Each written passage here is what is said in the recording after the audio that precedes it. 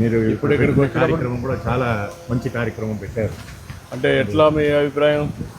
చాలా బాగుంది సార్. పురాణంలో భాగవతంలో 4వ స్కందంలో ఋతు మహారాజా అని ఒక మహారాజా ప్రార్థన చేస్తారు. అంటే దేశంలో ఇవన్నీ సుభిక్షం లేకుండా కరువు కాలం అయిపోతుంది. అప్పుడు ఆయన ప్రార్థన చేస్తుండగా అప్పుడు భూమాత ప్రార్థన చేస్తారు. భూమాత వెళ్ళిపోతుంటే భూమాతని ఇచ్చి నమస్కారం చేసి అంటే నన్ను దాసి కాకుండా తల్లిగా చూడు, ఈ పరిసరాలంతా కూడా సవ్యసాధంగా ఉండాలంటే నా దగ్గర నుంచి అన్ని తీసుకుంటున్నారు కానీ నాకేది ఇవ్వడం లేదు.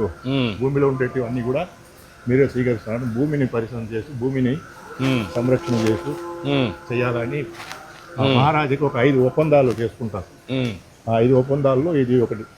అంటే భూమి పరిసరాలంతా కూడా సుభిక్షంగా ఉండాలి, ఈ కలుషాలు లేకుండా.